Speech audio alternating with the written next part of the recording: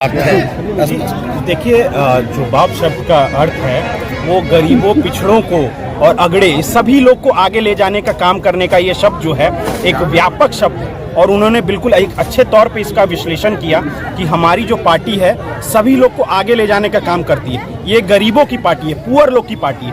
तो पुअर लोग इस पे विश्वास करते हैं और विश्वास को डिलीवर करने का काम हमारे नेता तेजस्वी यादव जी करते हैं।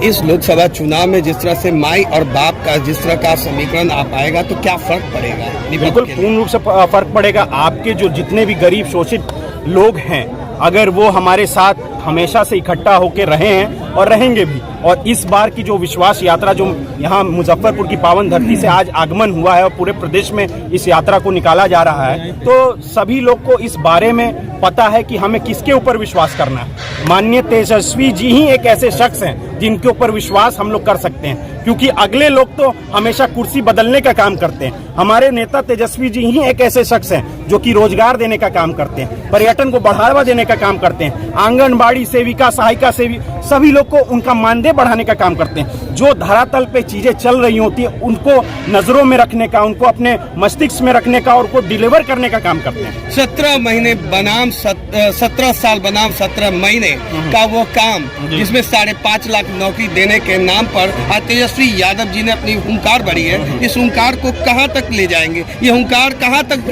एनडीए को कहां तक प्रभावित करेंगे? देखिए, ये हुंकार यहाँ ही नहीं, प्रदेश में नहीं, पूरे देश में आप एक व्यापक तौर पे, एक आंदोलन के तौर पे देखा जा रहा है। क्योंकि लोग जान रहे हैं कि पूरे देश में जो जुमलेबाजों की सरकार थी, जो कहते थे कि 2 करोड़ नौकरियां प्रत्येक साल बांटेंगे, आज 10 साल हो गए उनकी सरकार को। जो 20 करोड़ नौकरियां होनी चाहिए थी वो बिल्कुल ना के बराबर है। और वहीं हमारे नेता जिन्होंने कहा था कि भाई 10 लाख नौकरियां देने का काम करेंगे, उन्होंने 17 महीनों के अंदर ही उन्होंने 4.5 लाख नौकरियां देने का काम किया। तो ये डिलीवर करने की ही बात है। और सबसे बड़ी बात है कि युवा अब भ्रमित होने का काम नहीं करता। सबसे बड़ी बात है कि अभी जो युवा हैं, हमारे साथी हैं, सभी तमाम जो गरीब गुरबे लोग हैं, वो विश्वास जताने का काम करते हैं। और विश्वास किसके ऊपर जताया जाता है? जो कि आपके विश्वास पे खड़ा उतरे। और तेजस्वी जी ने वो विश्वास पे खड़ा उतरने का काम किया है। और ये जो विश्वास की यात्रा है, ये आगे प्रदेशी नहीं, देश पे भी एक व्यापक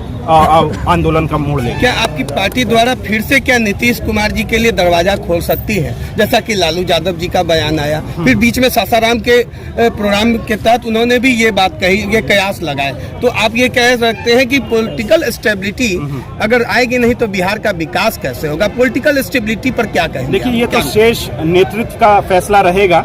हम वैसी बातें, और मैं अपने मुंह से वैसी बातें नहीं कहना चाहता हूं, क्योंकि कुछ लोग तो कहते थे कि पगड़ी तब तक नहीं खोलूंगा जब तक उनको सीट से नहीं हटा देते हैं, मुख्यमंत्री पद से नहीं हटा देते हैं। आज वही उनके बगल में बैठे हुए हैं। कोई कहते कि दरवाजा बंद हो गया है। तो ऐसा कौन सा दरवाजा है जिसकी चाबी दोनों के हाथ में है? जब भी उनको पीछे के दरवाजे से आना होता है, तो ये तो हम लोग लव स्टोरी में ज्यादा देखते हैं कि पीछे का दरवाजा इस्तेमाल किया जाता है। तो इन लोग की लव स्टोरी पीछे से चलती रहती है। और सत्ता का जो अस्थिरता है वो किसी एक व्यक्ति के नाम पे ही यहाँ चले आ रहा है। और मुझे पूर्ण विश्वास है, जिस तरह से आज हमारी ये यात्रा निकली है, अब ये अस्थिरता जो है खत्म होने के काम करेगी। और पूर्ण रूप से जो महागठबंधन की जो सरकार रहेगी, आएगी 2024-25 में, पूर्ण रूप से एक विश्वासी जो सरकार आएगी और जनता के काम का, जनता के हित का काम करने का। आगामी लोकसभा चुनाव के लिए कितने सीटों का आप दम भरते हैं?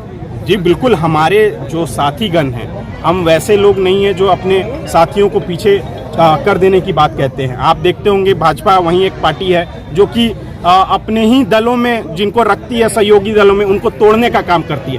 आज पारस गुट और रामविलास गुट इस बात का पूरा रूप से एक संकेत देता है। महागठबंधन भी तो हमेशा टूट की जा कि कांग्रेस के कदावर नेता पूर्व मुख्यमंत्री कमलनाथ जी अपने सुपुत्र के साथ लगातार लग रहा है कि भाजपा में जाएंगे, लगातार चल रही है और भाजपा में आने ही वाले हैं। जो लोग गरीबों के लिए, हित के लिए काम करना चाहते हैं, हमारा पार्टी उसको हमेशा वेलकम करता है। और हमारी जो कार्यकर्ता हैं वो हमेशा गरीबों के हित के लिए लगे रहते हैं। और हमारे नेता जो अपनी बातों को बताते हैं और डिलीवर देने का काम करते हैं, मुझे लगता है कि ये जो हमारी जो आरजेडी की सरकार आएगी, अब वो पूर्ण रूप से एक विश्वसनीय सरकार होगी। और आगे जो युवा है, हमारे